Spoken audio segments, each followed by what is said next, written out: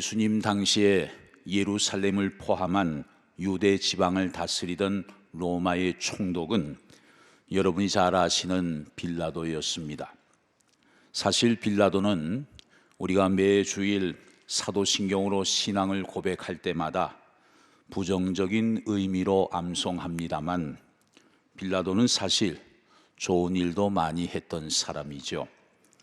누구보다도 예루살렘 주민들에게 호의를 베풀려고 했습니다. 특별히 예루살렘은 지형적으로 해발 800m 지점의 높은 산지에 위치한 성이기 때문에 물이 참 귀했습니다. 어디에서든지 물을 끌어와야만 했습니다. 그래서 예루살렘 성 안에 남동쪽에 위치한 실로암이라는 연못이 있었는데, 그 실로암의 연못을 증축하는 그런 공사를 빌라도가 하게 된 것입니다. 그 당시로 봐서는 큰 공사였기 때문에 재정적으로 비용이 많이 필요했습니다. 그런데 빌라도는 이 공사 비용을 어디에서 충당하려고 했는가 하면, 예루살렘 성전의 백성들이 바치는 헌금, 그 헌금을 이용해서 공사를 진행하고자 했습니다. 왜냐하면 빌라도가 가만히 보니까 성전 안에 돈은 많이 모아지는 것 같은데 그것을 별로 사용하지 않는 것처럼 보였기 때문이에요. 이방인 빌라도가 예루살렘 주민들을 위해 거룩한 하나님께 드려진 성전을 이용해서 연못 공사를 해준다? 이 소식이 유대인들에게 전해졌을 때 유대인들의 마음이 어땠을까요? 물 문제를 해결해 주겠다는 그 총독의 의도는 참 고맙지만, 하나님께 드려진 그 귀한 헌금을 사용한다는 점에서 그만 유대인들의 감정을 건드리고 말았어요. 어떻게 함부로 성전에 바쳐진 귀한 헌금을 가지고 공사를 할 수 있겠는가? 유대인들의 마음이 편치 않았습니다.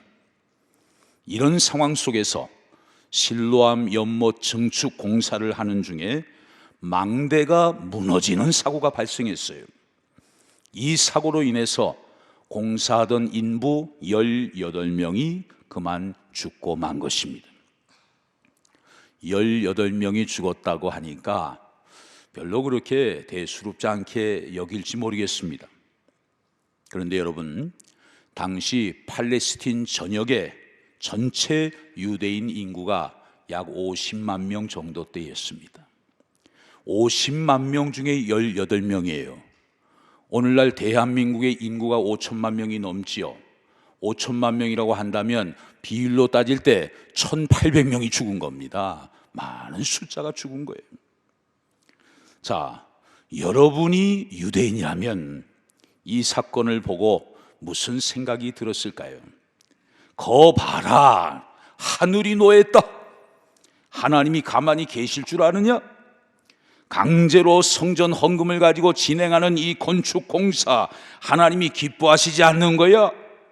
분명히 이 공사는 하나님의 뜻이 아닌 것이 분명하지 않은가? 유대인들은 더 흥분하기 시작했어요. 그 가운데는 아주 다혈질적인 사람들이 있었습니다. 예루살렘에서 좀 떨어져 있는 갈릴리 지역에 사는 사람들이었습니다. 그들 중에 아주 과격한 한 그룹이 빌라도에 반대하는 대규모의 시위를 비밀리에 준비하게 되었어요. 그런데 그 정보가 그만 빌라도의 귀에 들어갔습니다.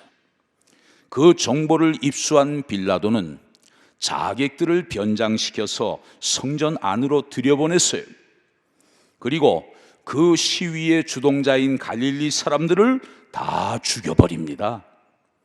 그리고 그 주동자들의 피를 성전의 희생제물인 동물들의 피와 섞어서 제사를 드리는 아주 잔인한 일을 감행하게 돼요. 바로 이런 내용이 오늘 본문 1절에 나와 있습니다. 이런 배경이 생략된 채 1절만 딱 나오니까 우리가 이해하기가 좀 쉽지 않지요. 자, 본문 1절을 보시죠. 그때 마침 두어 사람이 와서 빌라도가 어떤 갈릴리 사람들의 피를 그들의 제물에 섞은 일로 예수께 아뢰니, 그 당시로 봐서는 굉장히 충격적인 사건이었습니다. 예수님이 처음 이 소식을 들으시고 자, 뭐라고 말씀하셨을까요? 2절부터 5절까지의 말씀을 보겠습니다. 대답하여 이르시되 너희는 이 갈릴리 사람들이 이같이 해 받음으로 다른 모든 갈릴리 사람보다 죄가 더 있는 줄 아느냐? 너희에게 이르노니 아니라. 너희도 만일 회개하지 아니하면 다 이와 같이 망하리라. 또 실로암에서 망대가 무너져 치여 죽은 18사람이 예루살렘에 거한 다른 모든 사람보다 죄가 더 있는 줄 아느냐? 너희에게 이르노니 아니라. 너희도 만일 회개하지 아니하면 다 이와 같이 망하리라. 여러분, 이 예수님의 말씀을 대하면서 여러분은 지금 어떤 생각이 드십니까? 저 말씀은 회개하라는 말씀이로구나. 회개하지 않으면 저렇게 언제 죽을지 모르니까 지금이라도 빨리 회개하라는 말씀이구나. 대부분 그렇게 생각할 수 있을 거예요. 물론 이건 틀린 말이 아니죠. 그런데 그렇게만 해석하기에는 예수님이 앞에서 하신 말씀, 그리고 2번씩이나 반복하신 말씀이 잘 연결이 안 돼요. 뭔가 그 속에 또 다른 의미가 내포되어 있는 것처럼 느껴집니다. 예수님은 회개를 말씀하시기 전에 먼저 이런 말씀을 하셨습니다. 자, 본문 2절과 4절을 보세요. 너희는 이 갈릴리 사람들이 이같이 해 받음으로 다른 모든 갈릴리 사람보다 죄가 더 있는 줄 아느냐? 4절. 또 실로암에서 망대가 무너져 치여 죽은 18사람이 예루살렘에 거한 다른 모든 사람보다 죄가 더 있는 줄 아느냐? 이 말씀의 의미가 뭘까요? 실로암 연못을 증축하는 공사 중에 망대가 무너져서 죽은 사람들, 그들은 그들의 죄악이 살아있는 사람들보다 더 많기 때문이 아니라는 거예요. 이 말씀을 우리가 좀 바꿔서 말한다면, 우리가 오늘 이렇게 살아있는 것은 지금 우리 주변에서 죽어가는 혹은 죽은 사람들보다 죄가 적거나 그들보다 더 의인이라서 우리가 살아있는 것이 결코 아니라는 거예요. 아니다. 예수님의 대답도 똑같습니다. 아니야, 아니야. 2번이나 반복해서 말씀하셨어요. 물론 예수님은 3절과 5절에서 2번씩이나 회개에 대한 말씀을 하셨습니다. 그래서 우리는 이 말씀을 대할 때 이 말씀의 교훈은 회개로구나, 이렇게 이해할 수 있어요. 그것만 떼어서 본다면 그 메시지가 맞습니다. 그런데 예수님이 그 앞에 먼저 하신 말씀과 연결을 시켜보면 그게 잘 연결이 안 돼요.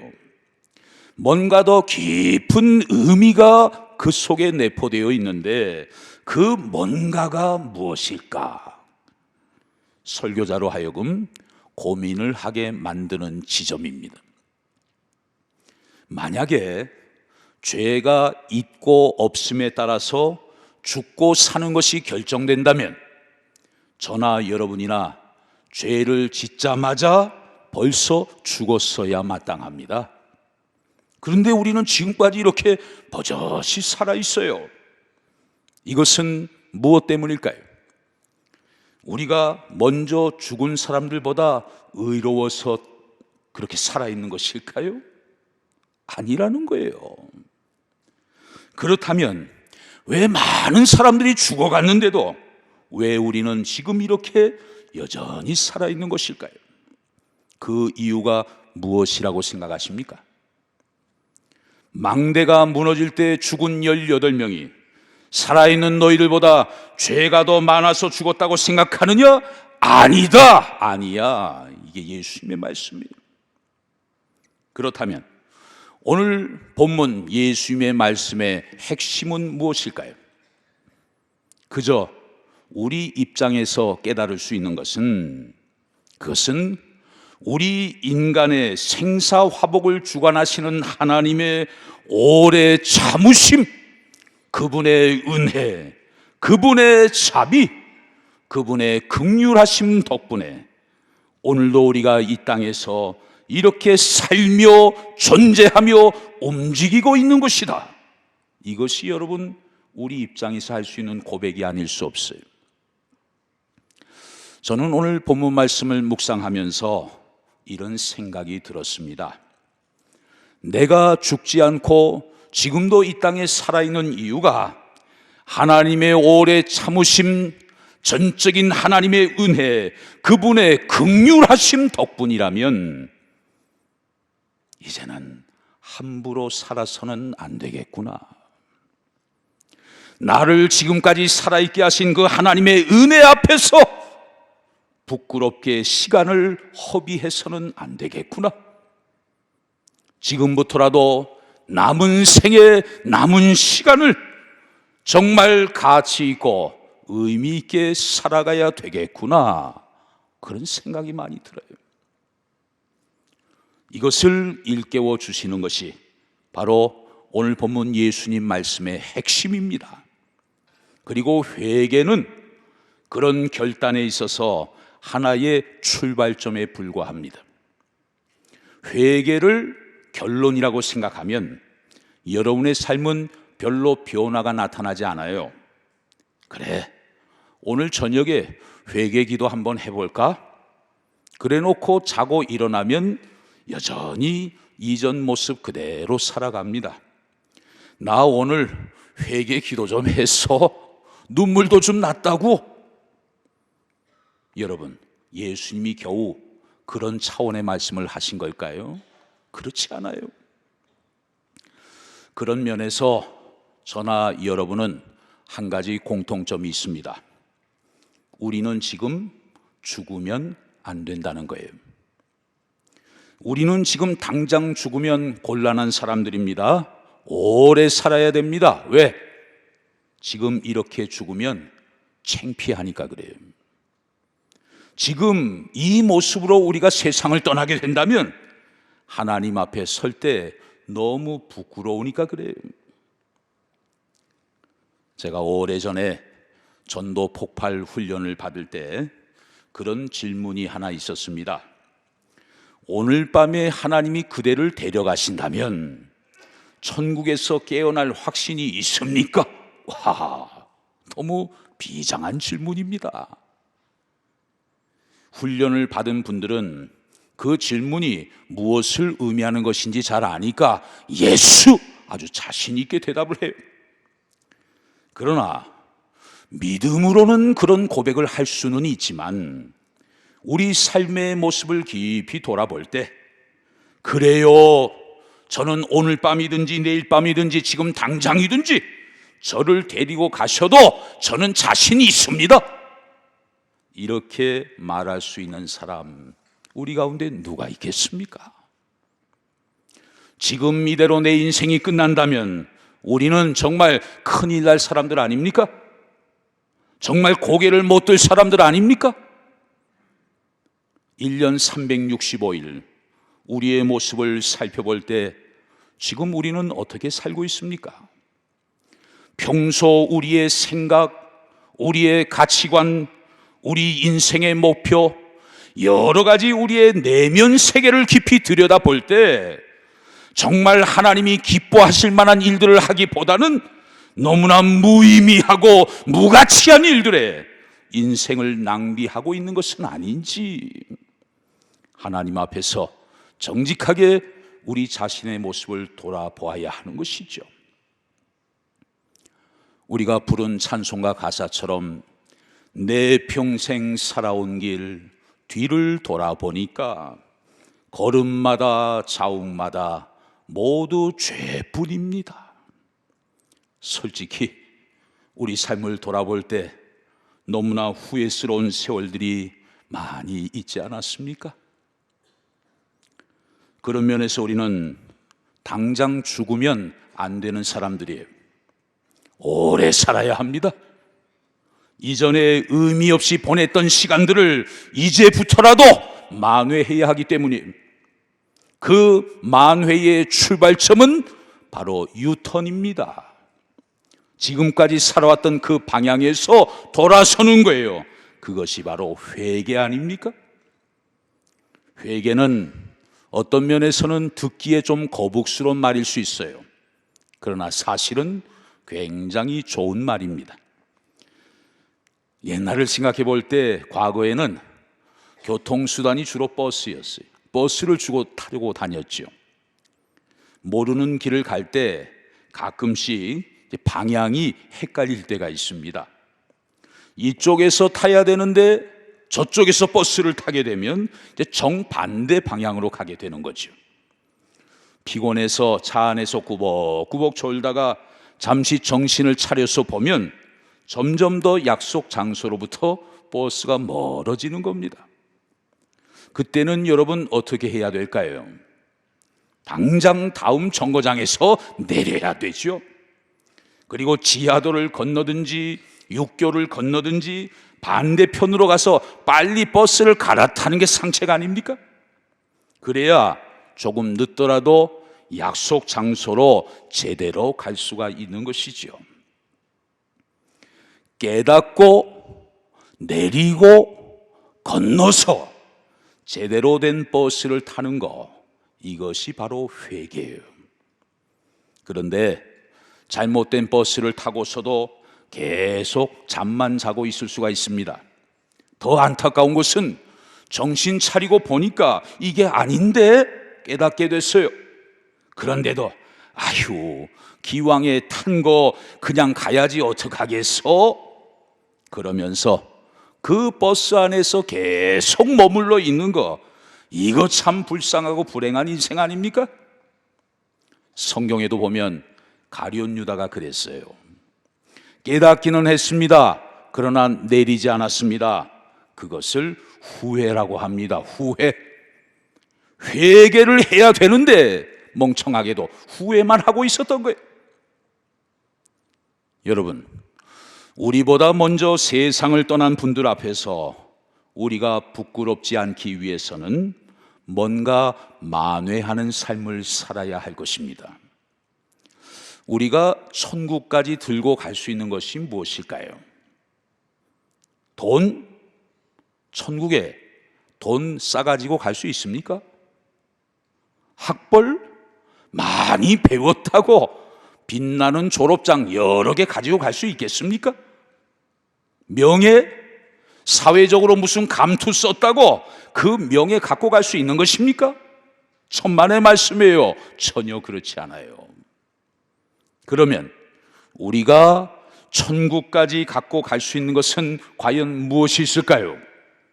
그것은 영원한 것이어야 합니다. 영원히 남는 것만 천국에 가져갈 수 있어요.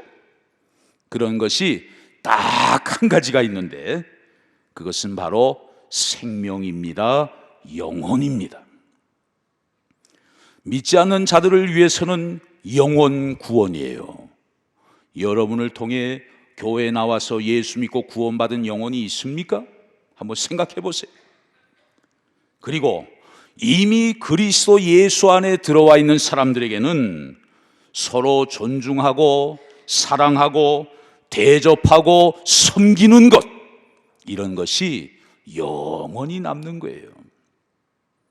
생명, 영혼 구원, 사랑, 섬김, 우리가 이런 것들을 다 제껴두고 다른 일에 바쁘고 분주하게 살아가면 그 다른 일들은 성경에 보니까 불에 다 타서 없어지는 거라고 말씀합니다. 여러분의 기도와 전도와 섬김으로 인해서 한 영혼이 주님을 믿고 구원을 받게 되었다면 여러분은 그 영혼과 함께 천국에 입성하게 될 것이고 그날 그 영혼이 여러분 옆에 서게 될 것입니다. 그게 여러분 영원히 남는 거예요. 사랑하는 성도 여러분, 오늘 본문 예수님 말씀의 결론은 무엇일까요? 늦기 전에 회개해라. 그래야 망하지 않는다. 물론 그런 뜻도 있겠지만 그보다 더 중요한 것은 내가 죄인인데 아직도 내가 이 땅에 살아있는 것은 무엇을 의미하는 것일까? 이게 더 중요한 결론이고 질문이라는 말씀이에요. 지금 바깥에서는 코로나로, 전쟁으로, 지진으로, 산불로 죽어가는 뉴스로 가득합니다. 그런데 왜 나는 이렇게 멀쩡하지? 왜 우리는 아무 일도 없는 것일까? 이런 상황에 대해서 우리가 왜라는 질문을 한 번쯤은 해봐야 되지 않겠습니까? 그냥 우리는 안 걸리게 해주세요. 우리는 그냥 이 위기를 잘 넘어가게 해주세요. 그런 1차원적인 생각에만 머물러 있을 게 아니라 하나님이 허락해 주신 내 인생 남은 시간의 의미가 과연 무엇이 있는 것일까? 이 질문이 저와 여러분에게 필요한 것입니다. 그냥 생존하기 위해서 그냥 조심조심 하면서 보내기에는 우리의 시간이 너무나 아깝고 소중한 거예요.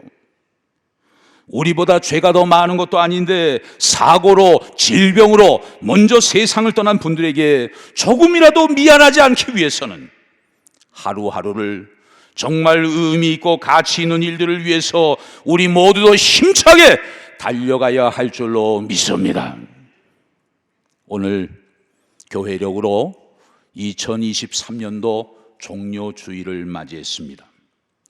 우리를 위해 십자가를 짊어지시려고 예루살렘에 입성하신 그 주님의 모습을 보면서 주님의 고난과 십자가의 죽으심으로 죄의 사함을 받고 영생을 얻은 나는 앞으로 내 인생을 어떻게 가꾸어 가야 할 것인가? 하나님께 물어야 합니다.